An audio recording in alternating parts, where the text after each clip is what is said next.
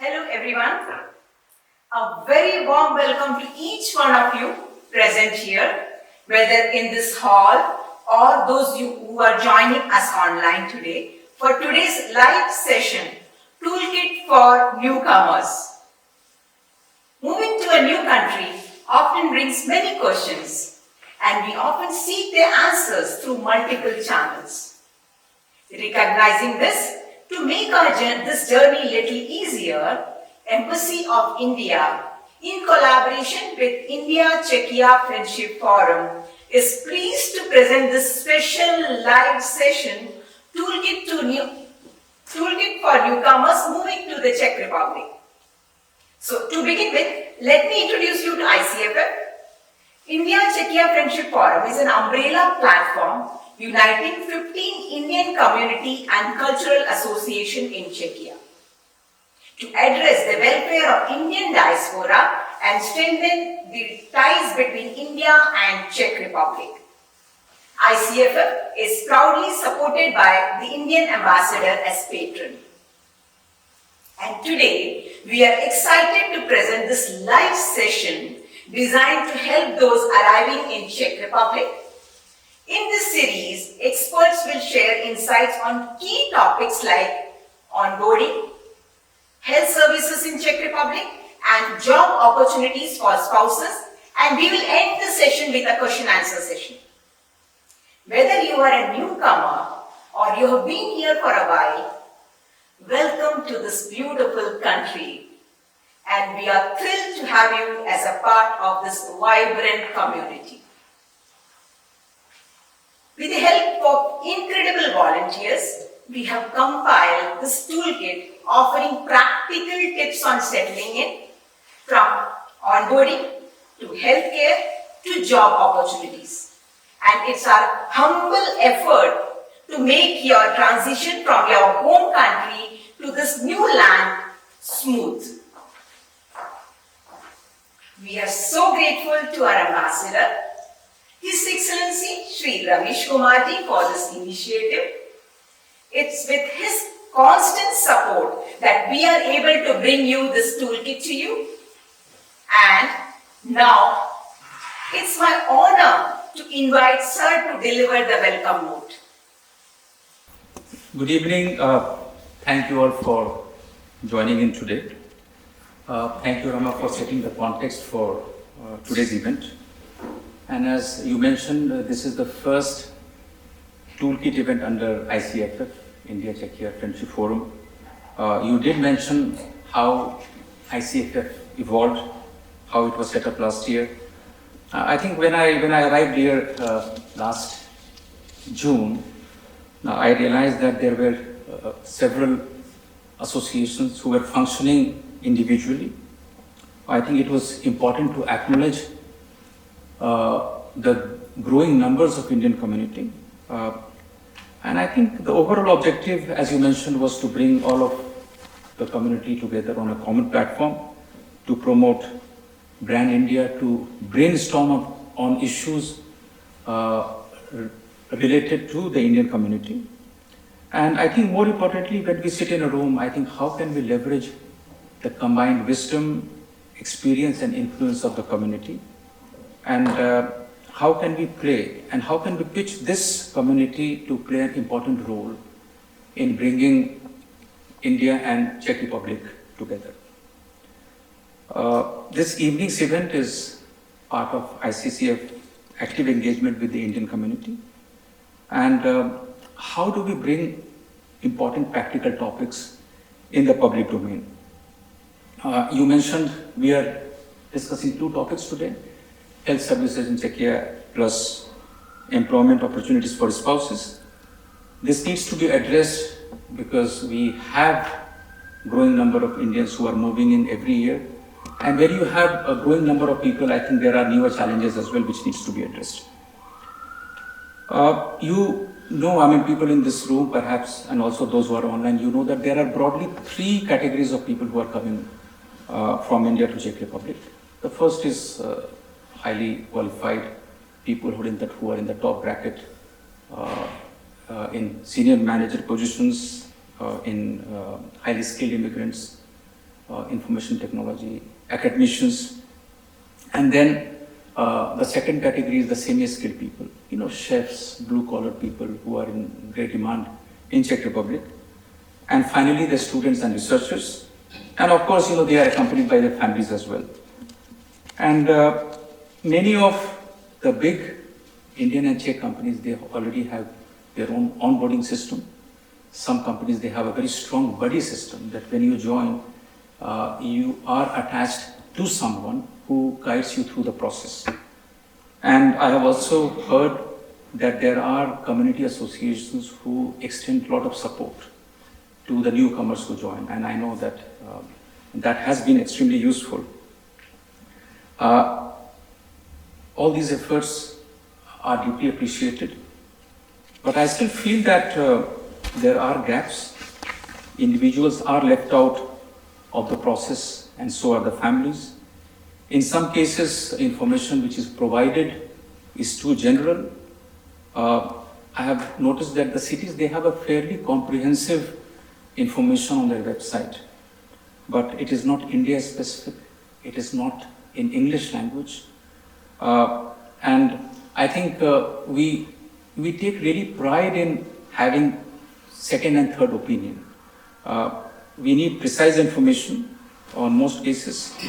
Let me give you an example. I think if you go to the website of Prague City, they have a comprehensive information on primary education, how to enroll in a primary school, but the information is only in Czech language. There are no options available for private schools. That leaves a big gap, if somebody is trying to consider a school for his child.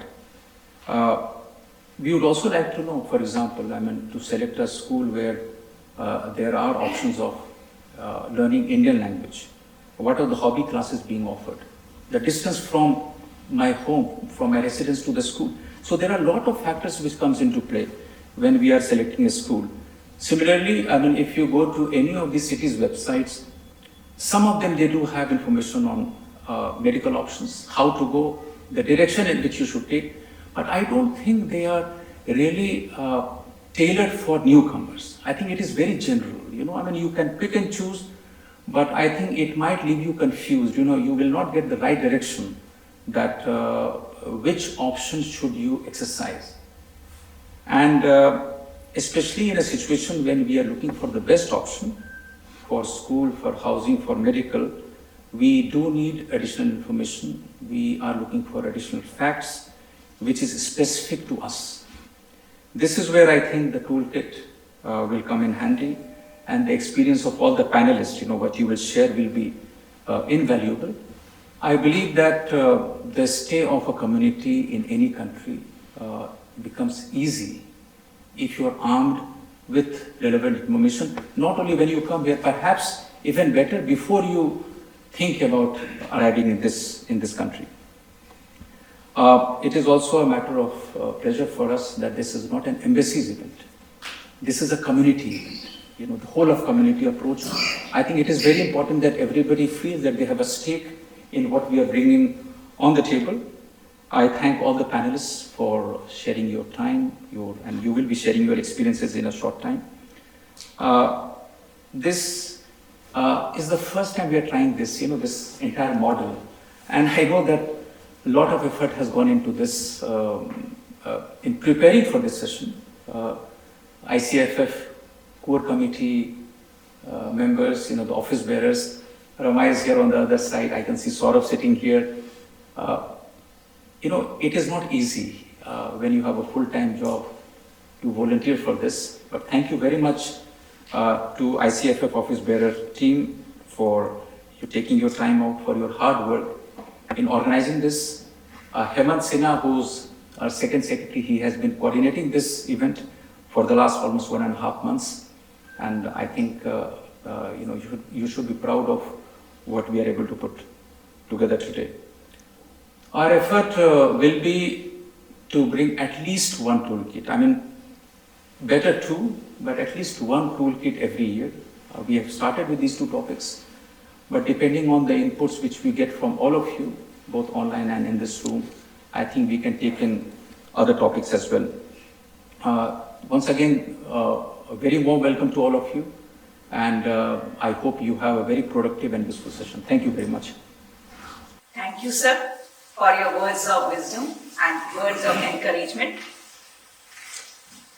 Now, friends, I am sure you will agree with me that when we step foot in a new land, there are so many formalities and documentation to be completed at the earliest, and these can be sometimes overwhelming. Ladies and gentlemen, we are honored to have among us 4 eminent speakers, rather I should say 4 eminent personalities who will impart very valuable information to us. This is based on their vast experience in this land. But before that, please be informed, after the 4th speaker, we will throw open a question answer session. So, if you have any doubt or any question, please put it in the chat box. We will respond to your queries in the question answer session. Now, our first speaker, Mr. Pramod Dasan, will explain the procedures to make this first part of our journey easier. About Pramod Dasan, Mr. Pramod Dasan is a director of DHL, and he has been in the Czech Republic over a decade. So obviously, he knows this land inside out. Sir, I invite you to share your valuable knowledge about onboarding and medical system in Czech Republic. Thanks, Ramaa, and thanks India-Czechia and ICFF for giving the opportunity for running the presentation. And it's a very good initiative. It's almost 20 years in Czech Republic, and I came when there was no Google Map nor the Google Translator existed. So it was quite challenging to navigate through. And in fact, I realized that first 1 week I don't know how to get still water. So that was my first experience in this land. So with that, thanks for the opportunity, and I will quickly go through the onboarding toolkit. Let's begin. Okay, I think you have crossed the first checkpoint of getting your long-term visa approved, and now you would enter Czech Republic. The immediate requirement once you enter Czech Republic is going to the foreign police in the first 3 days of your land and then register it. Yeah. So when you visit the foreign police, you need to carry 3 things: your passport, your medical insurance, and your registration form. So this is the first 3 days registration. I think if you're coming let's say, as Raveesh said, on a highly skilled immigrant program, then you might get an accommodation for the first 2 weeks. So in that case, you need to find out where you're going to live. That depends upon few parameters depending upon your family background. And you will, assuming that you have shortlisted where you're going to live and you've got the address, with that address you go and register. And if you're staying in a hotel or in a short-term accommodation, you're exempted out. But once you go through your final house, you need to register with the address. So it's a very, very important process. So after that, there are 2 ways of entering Czech Republic. One is through long-term residence, and the other one is the blue card. So if you're entering into this, the next registration goes with the Ministry of Interior. So depending upon, so we have the locations in the website. Towards the end, I will show you where you can find the informations. And here, first you need to go and book an appointment for providing your biometrics and getting your residence permit card. Because once you enter, you're coming with a paper visa on your passport, and after that you need to change it to the biometric card. It can be in long-term residence or in the blue card. And then you have 30 days to register for this process. So biometric data collection, so after registering, you will go on the appointment day. Again, your required document is your passport, and once you give the data, they will tell you how long will it take to collect your biometric card. And then once they say the biometric card is ready for collection, you need to collect it within 60 days. So that's the next step. I think on 1st of January 2021, they've started off something called integration courses. So here you have a 1-year period. Once you collected your biometric card, you have 1-year period to attend these courses. And this helps us to integrate the newcomers with the local culture and the rules and the regulations and the responsibilities what you have to do within Czech Republic. And you can visit the Ministry of Interior site for this enrollment. Again, the site details are given towards the end of the presentation. Yeah, one important thing is reporting changes. This is very, very critical. So in case if you change your name after marriage or your civil status, let's say from single to married, married to divorce or widowed or widower, you have to change the status in your biometric card. So in that case, you might need to go back to the Ministry of Interior with the relevant documents and then say that you have to change your data entry. It can be your first name, last name, and then you need to go through the process. In case of lost or stolen document, again, you might need to immediately report to the police, to the embassy, and get the required documents to get your the residence permit or the biometric card reissued. And any change of address. Let's say you're living in one apartment or in a house and you move to another apartment, you need to report the change of address. And if you leave, let's say your work contract is terminated and you're leaving out of Czech Republic, you might need to inform the Foreigners Department to cancel your work permit and your biometric card within 3 days before departure. So if you're a blue card holders, then any changes which requires your job approval, let's say you're moving from a company to another company, you might need to inform your labor officer or Minister of Interior, and any employment card changes, you need to notify the Minister of Interior before you jump from one company to other company. This is very, very important and vital. Yeah, one important thing, what I've seen many of us forget to enroll for a birth number.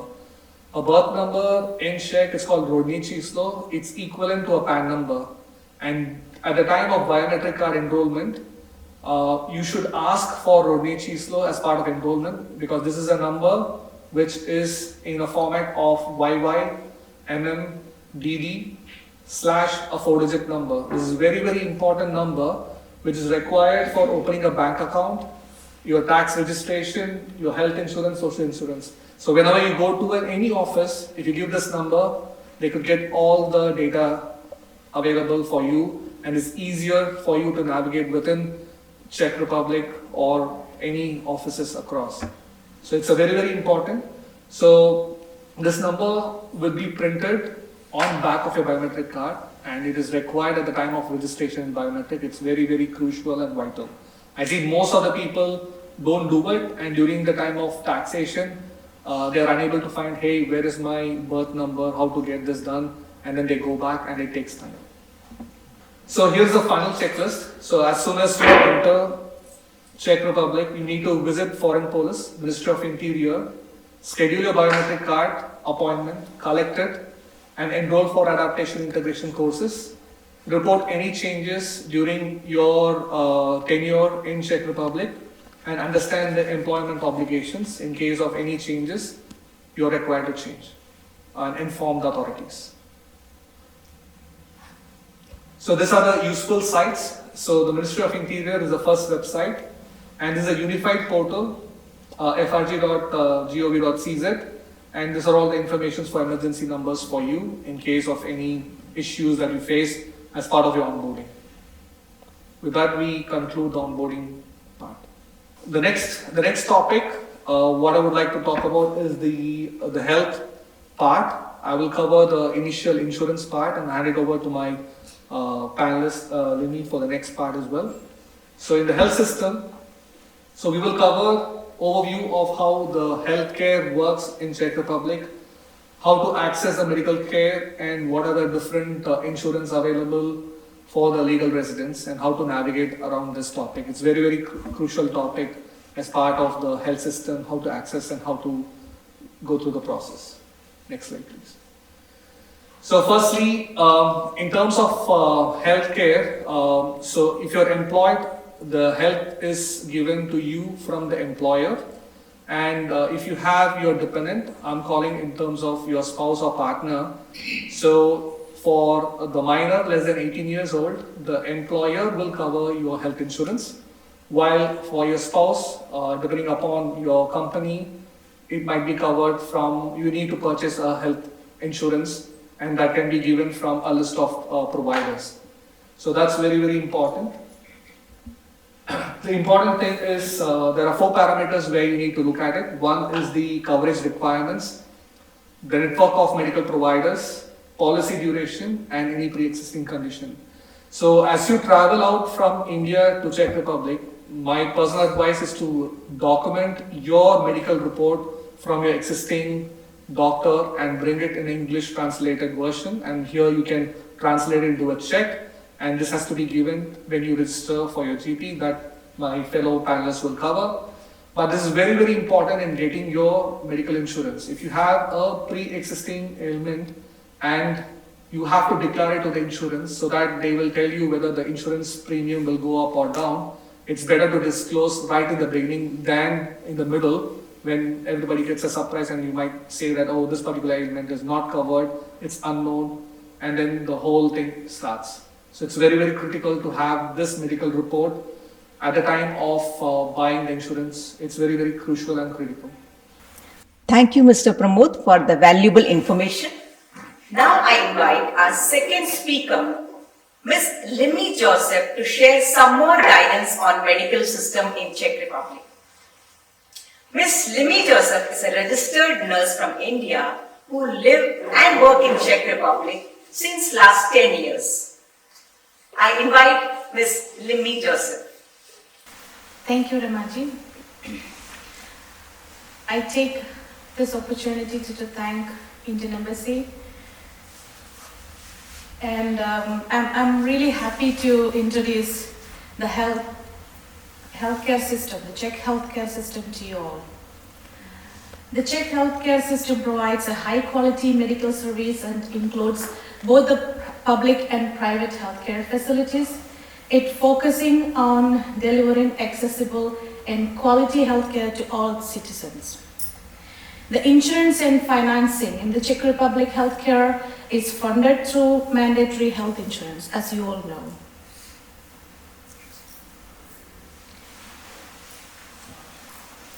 Next, please.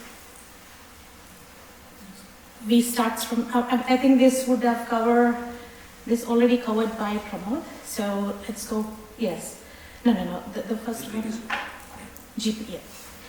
So let's see how to find the general practitioner. This is very crucial once we are here. And a general practitioner is your first point of contact for non-emergency medical issues. Finding a GP, it will be important, and register with the GP upon arrival. Some may refuse new patients, so check with multiple clinics, and you could get help from your health insurance company also. So once you contact your health insurance company, they would give you information regarding the GPs who are in contract under different facilities. So GP's referrals are required for most specialties. Visit the GP for minor illness, checkups, and prescriptions. So this is Polyclinica. When to use the Polyclinica? So your first channel would be the GP, and then you go to the Polyclinica for multi-specialty outpatients clinics with specialists such as dermatology, ENT, and gynecologists. Usually require a referral from a GP. As I said, the first person for contact would be the GP. So through GP, you go to Polyclinica with a referral. And useful for non-urgent specialist consultations with hospital admissions. Next. So this is about little bit about the hospital when to go. Emergency care hospitals provide 24/7 emergency care, and when to visit the hospital is with a serious illness, accidents, or conditions needing immediate attention.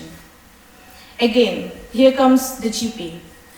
If directed by the GP or emergency medical service like ambulance, your first and foremost person to contact would be GP. An emergency room, which in Czech we call it pohotovost, available for urgent medical issues outside GP hours. Now it comes the very crucial thing, which is the pharmacies. We call it lekarna here. They are the main providers for the medicines. The prescriptions required for most medications, I would say 95% of the medications it need a prescription, including antibiotics, strong painkillers, and chronic condition treatments. And yes, you could buy OTC medications, but still, it's only the generic medications such as paracetamols, ibuprofen, antihistamines, and digestive aids like for gas or something. 24/7 pharmacies exist in major cities, but they are very few. Always carry your insurance card when visiting a pharmacy, which is very important, as my colleague, my friend Pramod said, like you need rodní číslo. So your card might tell you your details, so that would be enough for buying from the pharmacy. Now, this is my favorite part, mother and child care. I would say I used to get minimum 2 calls a day to ask, to get the information about how to register to the hospital when they get pregnant, or how to get the gynecologist consultation and all. So let me just introduce the free birth up to 3 years of maternity leave, free daycare, paid medical leave when your child is sick and needed care. Free public health, high schools that are even better than most private ones are free college. Children born, this is from January 1st of 2024. Children born from this date, they are allowed to draw 3,50,000 Czech crowns. Last year it was 3 lakh, now they increased the amount. And this can be drawn up to 3 years of child's age. In case of twins, there would be 5,25,000. And these are the links for more details. And now this is the very emergency numbers for the ambulance services, which we have to keep in mind, because there are numbers like a medical emergency number 155, which they speak only English or only Czech. So the number which is 112 is for European medical emergency number, which they can provide information in English and assist you in English. So the emergency number 112 would be helpful for all of us. And those who speak little bit of Czech, 155. Ambulance is free for injured individuals in life-threatening cases.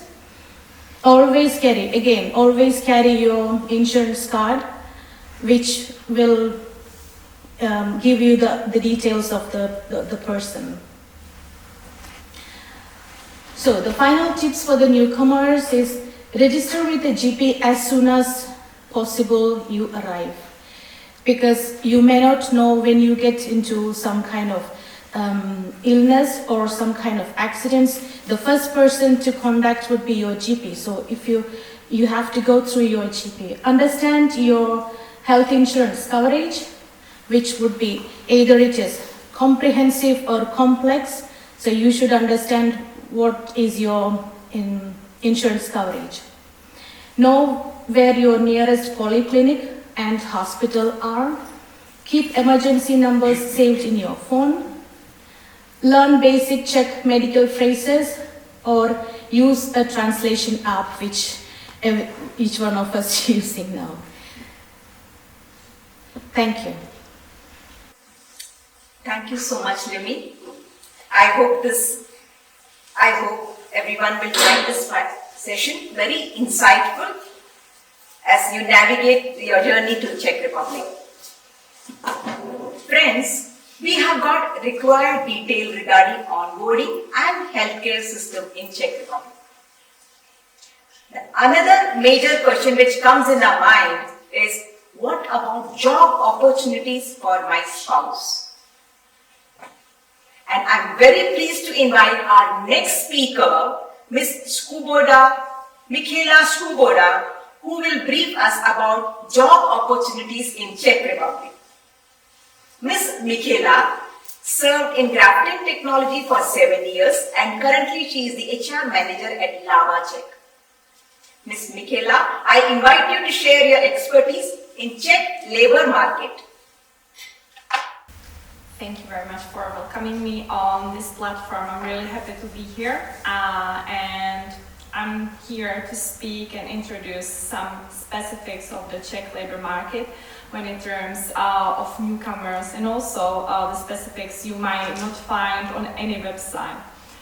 So just to tell you some brief numbers and information, currently I searched those numbers regarding unemployment rate, and currently the last numbers are approximately 4.3% of unemployment rate in the Czech Republic, which is one of the lowest numbers in the European Union. It means that right now there are plenty of jobs that you can apply for when in terms of let's say in-demand industries, when we would be talking about English speakers coming to Czech market. I would like to highlight IT industry definitely, finance, and we are talking about, let's say, specialized finance positions, for example, in shared services centers and also international companies in general. Marketing positions, customer support as well, because from Prague, Brno or Ostrava, there are companies who are covering different markets, not only European markets, but also different markets across the world. And definitely administration and healthcare, as Lily was presenting here. Usually we have like full-time opportunities as employment contract, which is the typical contract when we have the employer and employee. But also we are trying to open our Czech market for part-timers. Part-timers we usually have when it comes to students who want to gain some nice money to have during their studies at university or high school. Also, mothers or fathers who are staying on maternity or paternal leave and they want to get back to, let's say, work and try to get back into the process. And also, we have an opportunity for freelancers and it can be in different corporations with the company or providing some kind of service, let's say in language schools, or it can be some kind of community work or anything else, maybe in marketing or social media or anything. Currently, after COVID times, we are quite open for remote work in Czech Republic, and I'm speaking on behalf of employers in the Czech Republic.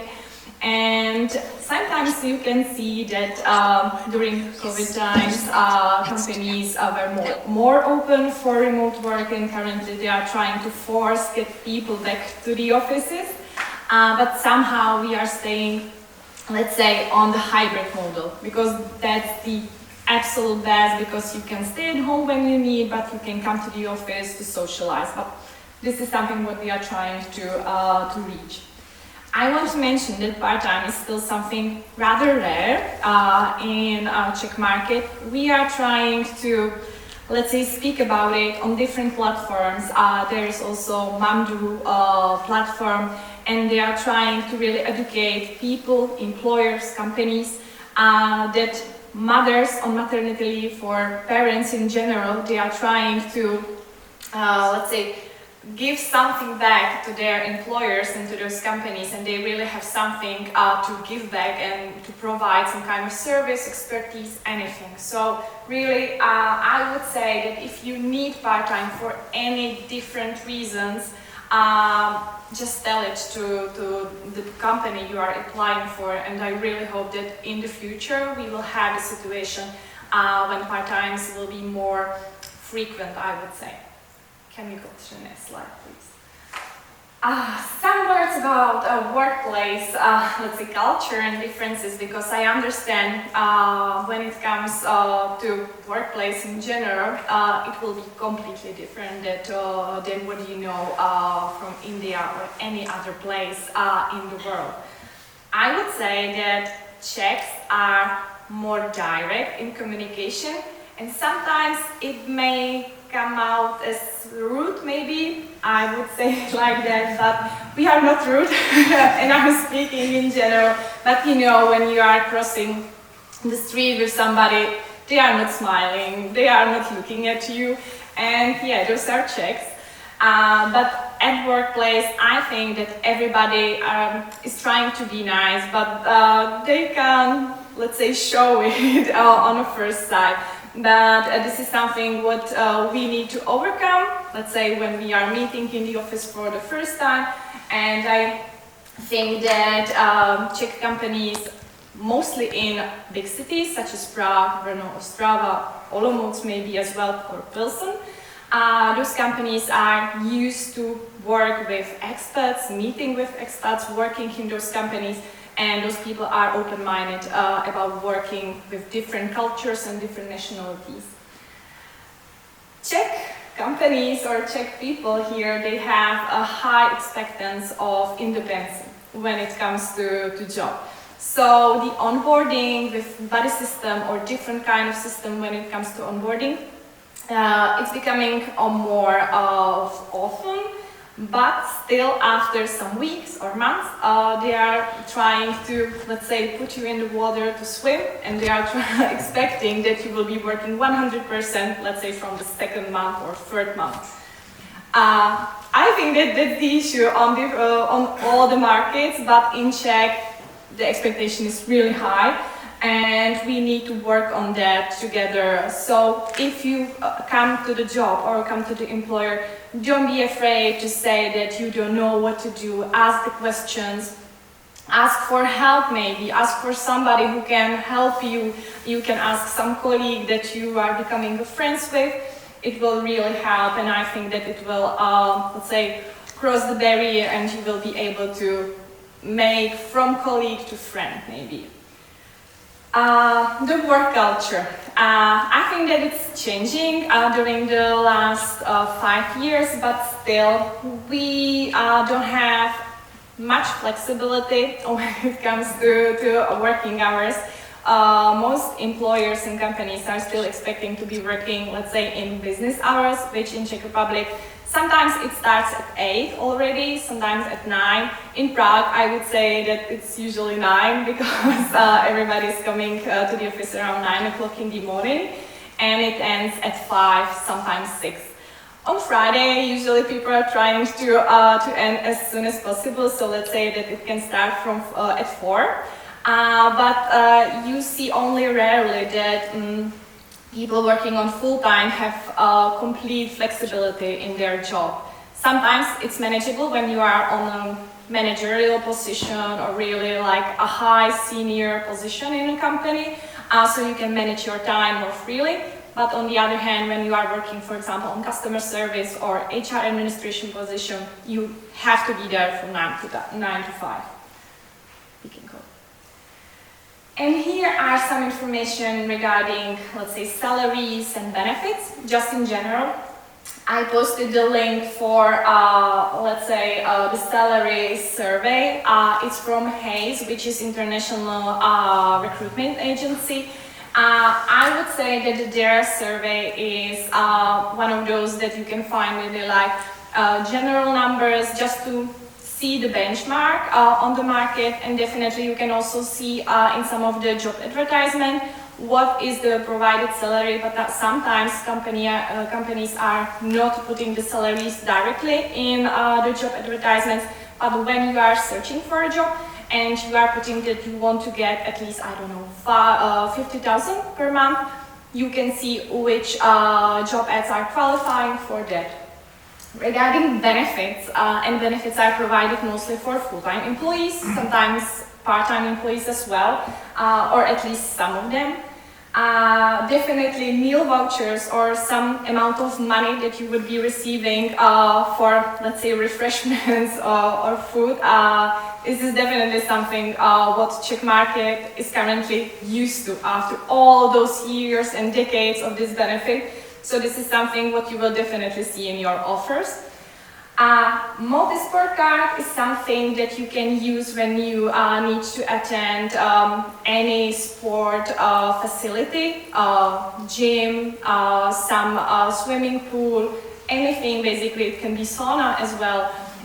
You can use it for one attendance per day, and it can cost only a few, let's say, hundreds of Czech crowns, or you can have some financial compensation for some sport activities, because sport activity benefits, this is definitely something what's trending right now. Also, public transportation compensation.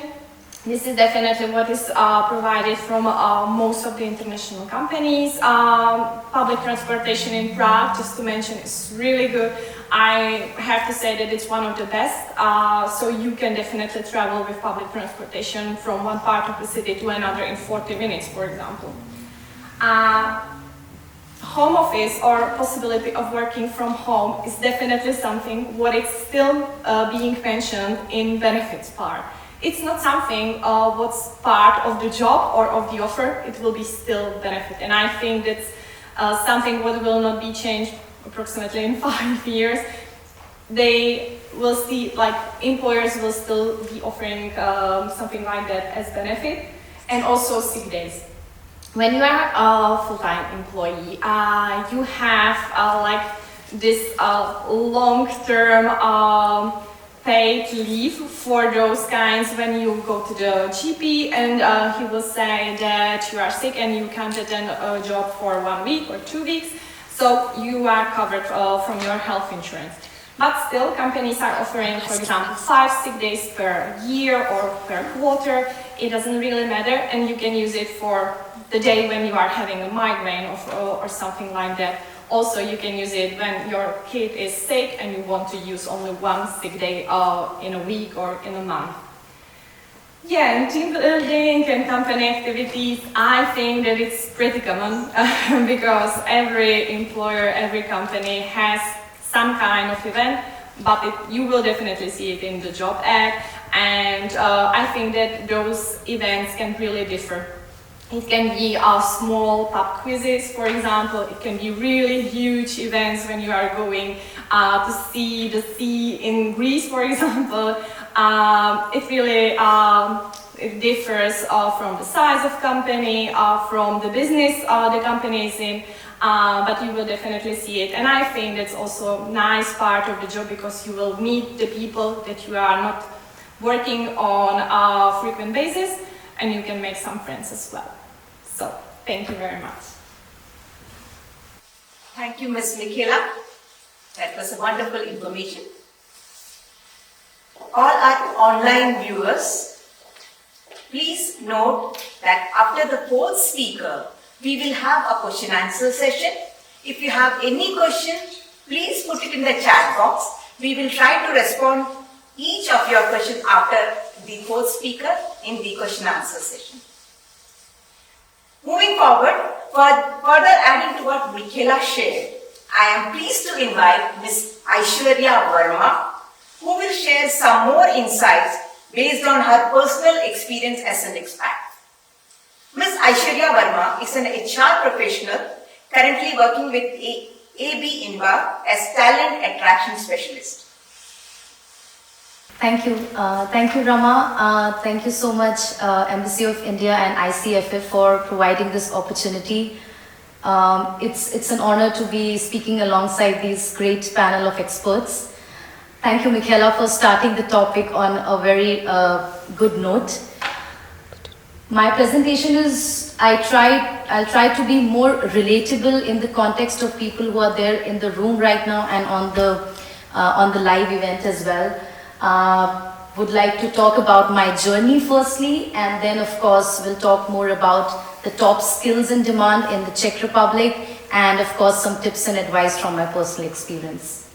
Quickly talking about my journey, so I completed my MBA in the year 2018, started my career into sales and then moved into HR. Then quickly I transitioned into the entire recruitment profession, moved from India to Prague after getting married, and currently for the last 2 years I've been working into recruitment, and that has been my journey. Why I'm talking about my journey? Because I believe that most of the people here will be able to relate to this, and that's how, you know, I would be able to help or advise in the best manner possible. Okay, so two most important things that I'll be covering over here is the popular skills in demand and about the different tips and general advice from my personal experience. The first one is IT and customer support. So I think Michaela already mentioned in the beginning that the customer support skill currently in Czech Republic is quite in demand. Talking about companies like AT&T in Brno or Blue Link International or even Amazon, Novartis, MSD, AB InBev. All these international companies are looking for people on entry level for pertaining to different languages. And over here, I think English will come very handy to our people over here who can actually apply to these entry level roles. Next, please. This is something I wanted to cover because we come from a country where English is almost close to a native language, and currently schools in Czech Republic are actually looking for teachers who can speak in English. They can actually work as a teacher taking care of the kindergarten kids, or actually work using English as a language, becoming an English teacher. Next, please. HR and recruitment, the most sought after skill. The skill that you can develop over the years. If anyone is looking for anything into entry level, be it HR coordinator, talent coordinator, HR generalist, recruitment professional, very, very important skill that you can actually start a career with. And over here, I think even in Czech Republic, we have a lot of jobs into these companies. Next, please. Again, logistics, supply chain, procurement. Most of the countries surrounding Czech Republic and even in Czechia right now, we have a large manufacturing industry right now, be it FMCG, be it automotive, and all these companies are looking for supply chain generalists, people coming from expert skills of procurement and logistics as well. So this also becomes a very important skill over here. SAP, I believe most of the IT people or SAP experts know how important this tool is. I am not talking about people only coming from the expertise of SAP, but even if you know the SAP tool as an end user, that itself will become a very important factor on your CV to get shortlisted. So even if you have a basic idea of how SAP works as a tool, as a user, that it itself will differentiate you from the number of applicants elsewhere. Next, please. And of course, software solutions in cybersecurity. The most important right now, of course, you cannot start these jobs at an entry level. However, all the technologies like Java, Python, coming from any IT security. And the interesting part about cybersecurity is that right now it is valid in each and every company at the moment, be it any sector, be it any function. So even if you take up a foundational course in cybersecurity, I am sure you will be able to secure some job over there. Next, please. Starting with tips and advice, this is based first definitely on my personal experiences. I think the first thing I want to mention, which is very key, is updating your LinkedIn profile. Personally, as a recruiter myself, if I look at your CV, and then the next step would be I will definitely go to your LinkedIn profile. If it is not updated and if it does not align with your CV, then that becomes not a brownie point from my side. So updating your LinkedIn profile is very important. That is a personal brand for you. Next, please. LinkedIn connects. Now, you need to be very wary of the people you're connecting with on LinkedIn. You have to be connected with people from your sector, from your professional skills. Start connecting with people from the HR and recruitment side of the companies that you're targeting to get hired in, and also to the senior leadership. Do not hesitate to connect with them. Dropping a small message to them itself will give you visibility to them. Next, please. Job portals. So I will talk about two most important job portals in Czechia. One is jobs.cz. It is to a surprise that even there are a lot of companies who are not posting on LinkedIn, but they're actually posting each of their openings on jobs.cz. That itself becomes the very important job portal here. And of course, expats.cz, because it pertains to people who are not from Czech Republic, and it will also give you access to language dependent roles, which we actually need to work on. Next, please. The beauty of trade license and freelancing, I think it was mentioned by Michaela as well, briefly. However, just wanted to talk about that if you can, of course, securing a trade license is a separate topic altogether. But once you have a trade license, you would be surprised to know there are almost 65 different skills that you can actually work alongside having a trade license. You want to conduct music classes, drawing classes, anything related to doing cooking at home, tiffin services, any food business. If you have a trade license in hand, you will be able to do any kind of freelancing from your side if you don't want to get into a full-time employment. Next, please. Networking within community is absolutely very, very important. For example, today you are part of this particular event. In the same way, there are different events happening on quarterly basis or monthly basis. It is very important to step up, step out of your house, connect with the people within the community. You will get to know so much of information that itself will give you few steps ahead on how to actually look or search and secure a job in Czechia. Okay, interesting part. I know this is a very tricky thing that I have mentioned it here.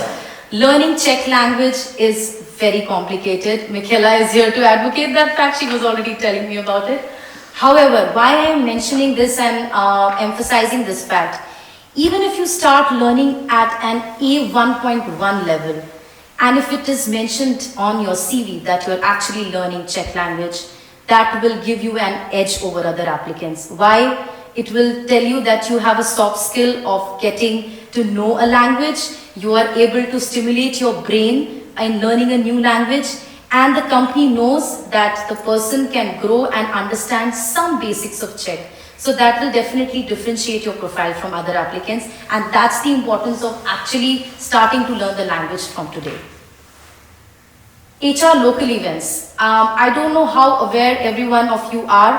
However, if you are very much aware on expats.cz or even organizations like India-Czechia Centrum Praha, you would see that they keep posting a lot of HR local events where almost all multinational companies are coming up, setting up their stalls to meet people, understand their profiles, and actually you would get access to a lot of entry-level roles. So I would urge you to keep yourself updated and aware of all the local events that are happening in Czech. The next one.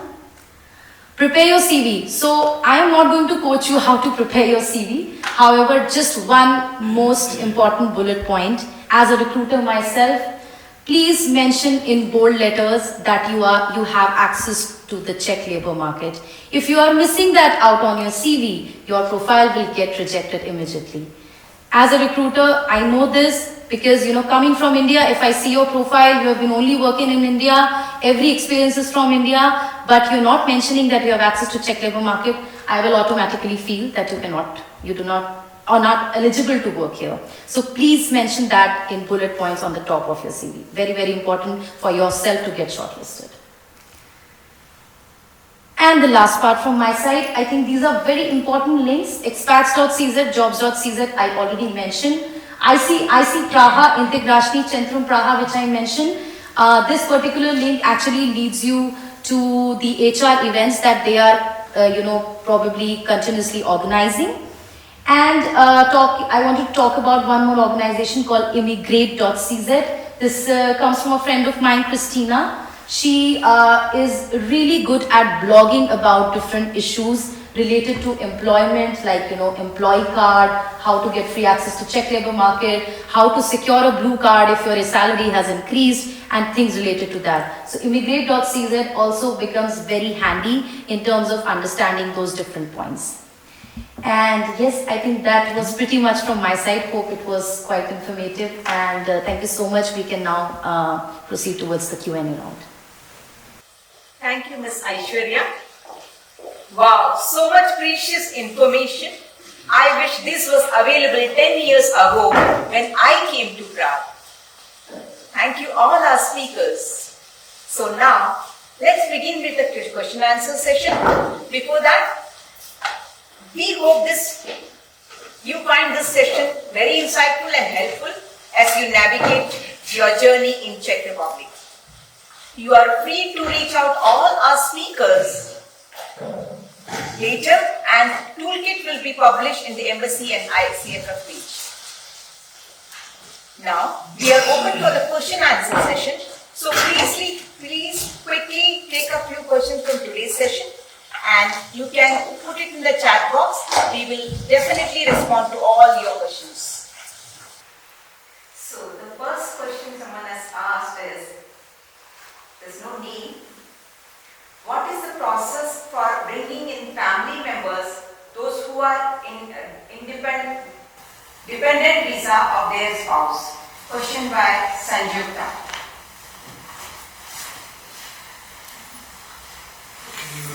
Yeah. What is the process for bringing in the family members, those who are independent visa of their spouse? Okay, so here I assume that the husband or the wife has traveled here and the partner or the spouse is back in India. So you will follow the standard long-term resident visa process, getting an appointment. There are a finite set of numbers of appointment available. That has to be emailed to the embassy on a particular date, on a particular time. Get the appointment done and prepare all the paperwork, submit it, and interview, and then it takes about 90 to 120 days to get an appointment, and then once it's approved, then you will join your partner or with your spouse in Czech Republic. Thank you, Pramodji. So the next question, I think Aishwarya can answer this. Which portal can we get the job opportunities from? Yes, so I think I already mentioned about in the presentation as well. The most important ones in Czech Republic are jobs.cz and expats.cz. Jobs.cz mostly has more on the IT and technical side of the roles. However, expats.cz has a lot of language dependent entry level roles. So these are the two most important websites that I would really recommend people to go on to. Yeah. And of course, LinkedIn, to be honest, LinkedIn is always there. However, these two are pertaining to this country. Yeah. Thank you, Aishwarya. The next question, I think, is for Michaela. Information about MNC companies with opening position in English language. Okay, so I think that usually the career sites of the companies, of international companies, are usually in English language. However, if it's really like Czech-based and Czech origin company, they will probably not have it in English, and it will probably mean that they are not open for non-Czech speakers. So probably really look for those companies who have a possibility to switch to English version of their websites and of their career sites. So you will know that they are open for English speakers. Okay. Now next question is by Jay Singh. He is asking how to get access to Czech labor market. Okay, I think that it was also mentioned before, so you can use your long-term residence visa or blue card. The blue card is for, let's say, specialists and really qualified people who already received the offer and they will be employed in the Czech Republic. Or it can be also through family reunion when you are coming to live there in Prague.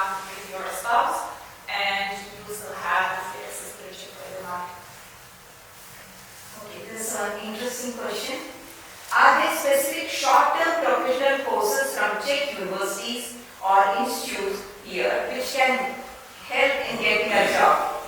Students working in craft consider as we have access to labor market. These two questions. Maybe Aishwarya, you can take it. I'll try to answer that. What is the second part of the question, please? Yeah, that is whether students can work, can get access to Czech labor market. Okay, so I'll firstly address that. Any student who is doing a full-time course, be it a graduation or master's from Czech Republic, any deemed university, they automatically get a job-seeking visa once their graduation is done.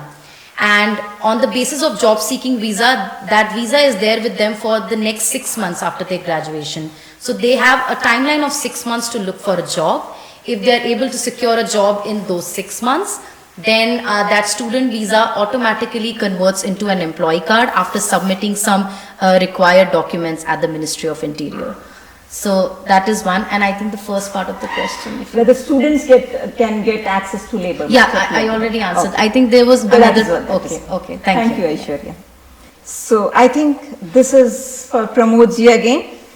Kailash Sutar is asking, good evening, I want to register for trade license. I need some address for registration as my current landlord Does not want to support him to be registered for trade license. How can I go ahead with this issue?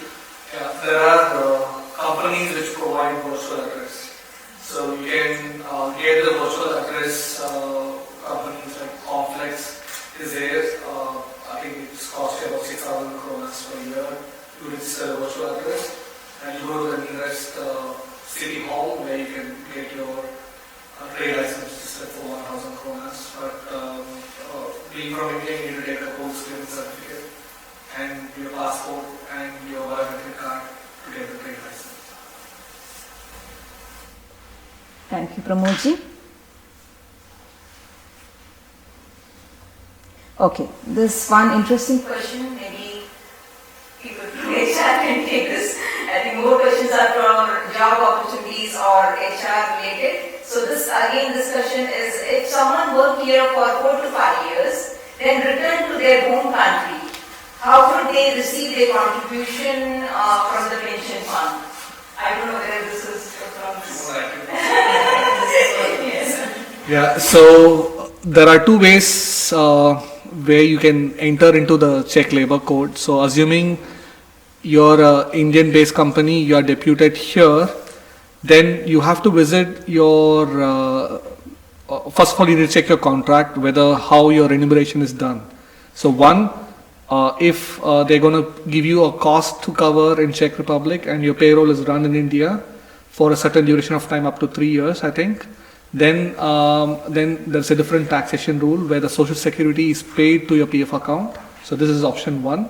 And for that, you need to get a paper from your EPF office before you come here and you register here. So this is very, very important. And there are people, there is a tenure, if I remember right, up to 3 years if you work here, and you can transfer partial your social security towards your PF account in India. That's possible, but you have to go through a set of series of documents with your relevant social security department here. And if you cross beyond 3 years, then you're not entitled to transfer any amount. Thank you, Pramod ji. Next question is for Limy Joseph. We just want to summarize the maternity part because it's very crucial. Everyone wants to know how it is. Could you please little summarize it with your experience? Sure. The maternity, let's say from the start, once they are planning to get pregnant, they have to register under a gynecologist. And once you get the gynecologist consultation and you confirm that you're pregnant, then the first screening would cost 1,400 Czech crowns, which is mandatory for everyone. And then if you are insured, like from Všeobecná zdravotní pojišťovna, which is visa pay, then the whole process of pregnancy would be covered, which is the ultrasounds and your screening test, all like 9 months visiting, everything would be covered. But on 14th weeks of pregnancy, you may need to register the nearest gynecology hospital for the delivery. So from the 14th to 16th week, this is very crucial for you to register you under a gynecologic hospital. Then during the process, you will go to the same hospital for the visit, and when it comes to the delivery time, you give birth to the baby, and the baby would be covered under your insurance. But after 8 days of insurance, after 8 days of your delivery, you may need to register the baby under the place, under your address, the municipality where you reside. Yeah, so this all for the... Thank you, Limy. That was very insightful. I hope this information is, again, understand, and then you can see this video again. And at any time you can contact me, or for any information I'm free to give. Okay, so Limy is a person who can contact her anytime if you have any doubt later related to anything related to maternity or gynecologist or anything which nursing related questions, please contact me. Hospital related questions. Thank you, Limy. So the next question is there a directory of English speaking GPs? Most GPs to whom we reached out have not reverted back. So this is the question. I don't know who can give me your promote. So you have a doctor atlas. So once you bought the insurance company policy, the insurance company has a list of doctors, and if you go to a GP who's not able to register you, you can directly contact the insurance company and he will ensure you get a GP and a dentist and a gynecologist. These are the 3 important doctors you need. So contact insurance company and say that I don't have a GP. They will give a list of GPs available. This is a question, interesting question. Somebody is asking whether if they are from the Fashion industries, what is the scope for them in Czech Republic? Maybe Michaela can answer this. Okay, I think that we have some high schools oriented in fashion industry and also universities. I think one is in Liberec, and there are some, let's say, programs at Charles University as well. Some of them are really oriented at manual work, let's say, when people are really trying to make some clothes and really fashion. Some are also oriented in fashion marketing as well these days.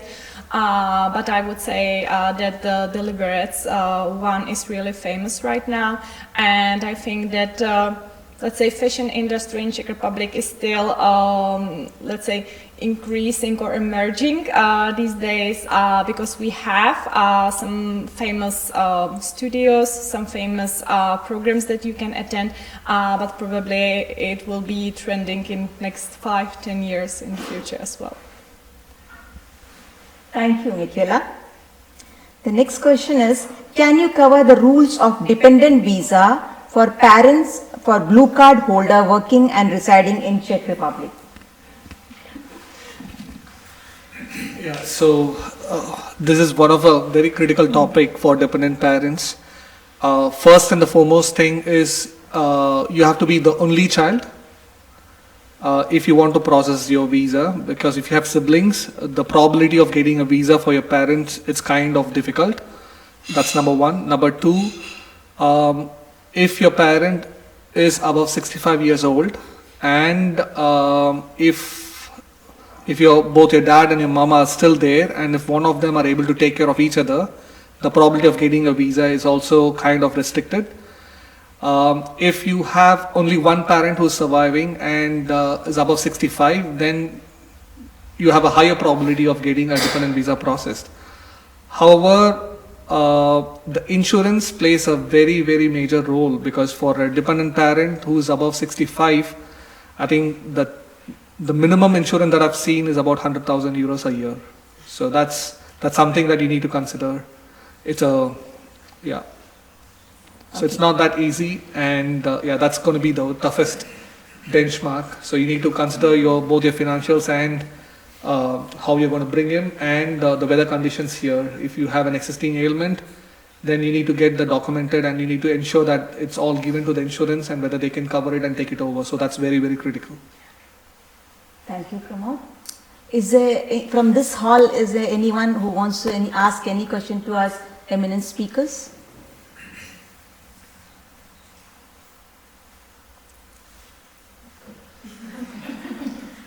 Could we also shed a light on, because now what we see with the global environment, there are a lot of people who see that they get to the employers, but the employers or universities are not legal.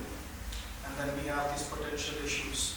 So for anyone who's aspiring to either study in Czech Republic or get employed, what are those specific checks that we can highlight to those people so that they can already, be aware of these people who are not legal, or let's say not having great credentials? I'll go for the first part. So let me divide the question into two parts. One for university. So especially the university, it has to be registered with Ministry of Education and Youth. So make sure you get a legit admission and check and verify whether that university is registered under the website. That's very, very critical. And securing admission doesn't mean that you will be able to secure the visa as well. So then you need to apply with all the relevant papers with the Czech embassy in New Delhi to get the student visa processed. And of course, Indian embassy has a list of all the registered universities available. You can contact them for more information. So that's on one part. In terms of employment, very, very important is your contract. Because I've seen people who come here for a 1-year contract, leaving an infinite contract back in Asia.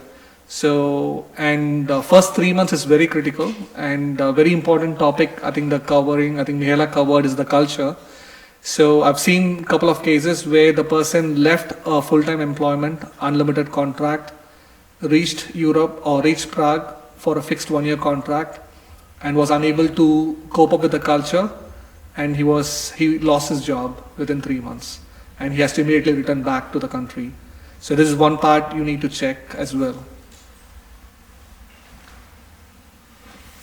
Yeah, I completely agree with you that the trial period, which is usually 3 months in the Czech Republic, is crucial. Just to give a hint, there is a novel of Czech Labor Code that probably trial period will be changing for 4 months, or the possibility that it could be prolonged to 4 months from April. We still don't know whether it will be approved by the government or not, but we are waiting. And regarding, let's say, checking the credibility of the employer or the company, the Czech company, or let's say the Czech legal entity, you can check the website. It's called justice.cz, where the Czech legal entity should be registered, either if it's, let's say, the company registered only for few employees, or it's really like huge company. All those companies Czech-based should be there, so you can still check. But if you are applying for a job and getting a contract with some foreign entity, you will probably not have a Czech contract. The contract you are getting in the Czech Republic needs to be with the Czech-based company. Thank you, Michaela. Sorry, I can stand up. Thank you, Your Excellency, the Embassy of India, ICCF, and all the distinguished speakers for organizing this event. This is like the first time I'm attending an event at Embassy in India and Prague, and it's very well organized and timely, and also thank you, Mr. Sinha, for inviting me. Growing up, I traveled a lot and got exposed to different cultures and across different countries. And I have 2 questions today, one general and one specific. But before a bit about myself my name is Raveesh. I studied my undergrad program at the most rigorous economics program here in Czech Republic and graduated first in court last week, 2 weeks ago.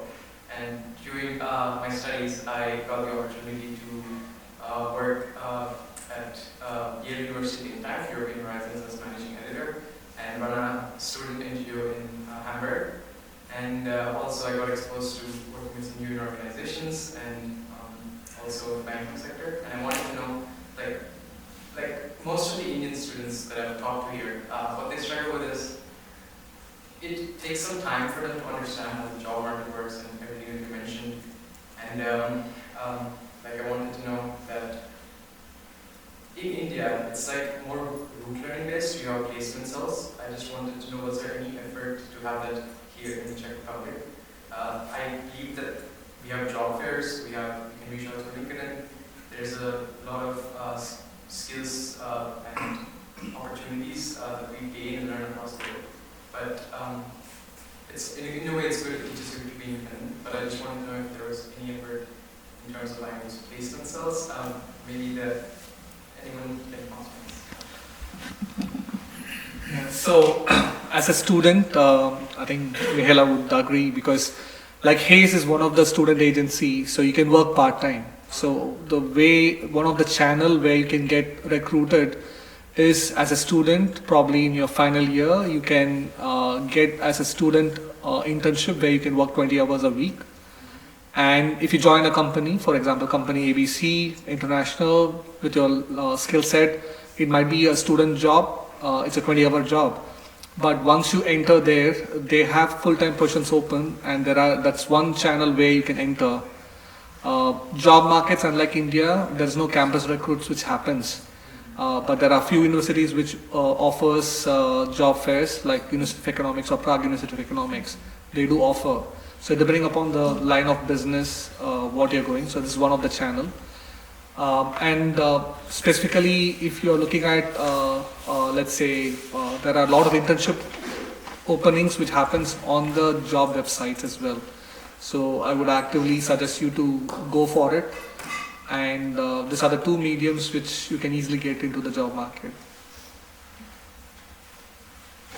I have only one addition to that. I completely agree with you. The internships, sometimes they are not well paid, I would say, because the offers are usually, let's say, around 200 crowns per hour.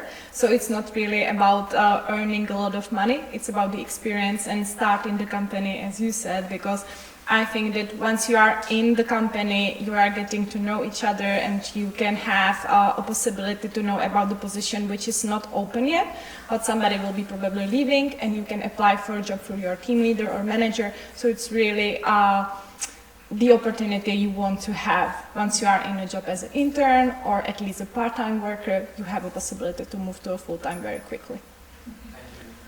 Thank you. Just to add another point for your benefit, I think as you mentioned, there is a lack of placement cells because that is maybe not the culture of recruitment here. However, the job fairs here are just not mere events. They are very legit, and if you're actually attending those fairs, you're meeting the employers over there with your resume. If you talk about yourself over there, even if it's a 5-minute short conversation, they are keeping you in mind, and they are taking note of your resume and your profile as well. So the job fairs that are actually held in the universities in Prague right now, as I have personally experienced, they are very good, and I would say that if you go there with your profile, you would be able to get some good interviews as well. Yeah. Thank you. The second question is actually more specific. I just wanted to know, so let's say we're on the job seeking visa, and I remember the slides. On the EU Blue Card, it was mentioned that you need approval from the ministry, and the job seeking visa, or like the employment visa, resident permit, you just need to inform the Ministry of the change of jobs. Talking with some people in companies, they mentioned that there's 2 types of permits that we get. One is with like a specific number and one is without. And with the number is like you're registered with the company, and then it's really hard to change the job. But like when you don't have the number or you're on job seeking, it's easier to change the job. I just wanted to know if you could highlight a bit more on that. I'm not very sure about the number, but I can answer it very generic because there are let's say a manufacturing companies where you are tying a work permit or long-term work permit to this job, and from there you can change it to a manufacturing unit, but you're not changing the manufacturing unit to an IT because your professional qualification is tied up to manufacturing, and changing the labor code for a particular skill set may not be entertained in a long-term residence visa. While a blue card is mostly for a highly skilled white-collar job where you can work 2 years within the Schengen zone or the European Union zone, and you can freely move across within Europe. So all you need to do is ensure how your work permit is done, and what somebody was saying, I think Michaela was saying 65 skill sets are there in the freelance. I think Aishwarya was saying that. So look at the work permit, and the work permit decides your long-term visa, and look at the long-term visa. So potential employers, they will ask you for a scanned copy of your long-term visa before they could recruit you or not. Okay, thank you very much. Okay, So I there are. have a question regarding the blue card that you're talking about. So for a change in job, for a person holding the blue card needs to inform the labor office within 3 days of joining the new company. So the person who can do it on their own, or the HR of the new company has to do it, the change in the job. Well, it can do both ways. So if the company is having a third-party vendor to do your onboarding process, they will do it. For bigger companies, in smaller companies, you are expected to do. And there is no other process other than just inform. Just inform, yeah, the blue card change. So last 2 more questions. One is Mr. Viraj Shinde is asking, can you please elaborate mother and child benefits, which already Limy has taken, so please connect with Limy later. And the last question is it possible for dependent visa spouse to register SRO company for starting a business? This is very important because all the home entrepreneurs, they would like to know about this. Yeah, the first question is very important because not everybody is entitled to get the maternity benefit. You have to work certain time, I think it's 2 years. Yeah. So that's important. You're eligible to get your maternity benefit until and unless you work 275 days in 2 years. So if you don't work in those periods, you're not entitled to get the maternity benefit. So this is what, that's very important. I didn't know that.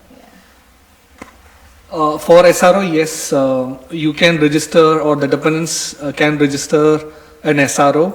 For that, you need to have, either you can buy the SRO ready-made company. There are certain websites where you can go, you pay somewhere about 14,000 Czech kronas, you buy a ready-made company, or you can establish a company SRO through a lawyer, and then you have to pay a lawyer fee. You need to have a capital account to be opened in a bank. You can open as small as 1 Czech kronas all the way to 100,000, or the capital, how you want to register. So Business Check Info, there's a website where you have all the things documented. So in short, the answer is yes, you can open. So on that note, that is the end of the question answer session. Ladies and gentlemen, I'm sure you will agree that this has been very enriching experience for all of us, including me. So we are now better equipped physically, mentally and emotionally to adapt to a new environment. However, before we end the session, I would like to thank all those who made this event possible. To begin with, my heartfelt gratitude to Shri Raveesh Kumar ji for creating this platform. Thank you, sir, for sincere effort towards all Indians here. Thank you, Hemant Raj Sinha, sir, for your strong support and guidance. A big thank you to all our super speakers, Mr. Pramod, Ms. Limy, Ms. Aishwarya, Ms. Michaela, for taking time out from the busy schedule and being here for this evening. Thank you so much. Thank you to our technical team, Mr. Vasu and Shubham. Thank you so much. Without you, it was not possible.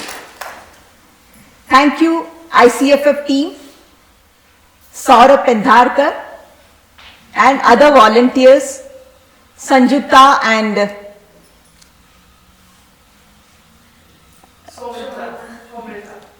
Somrita. Thank you so much for the help.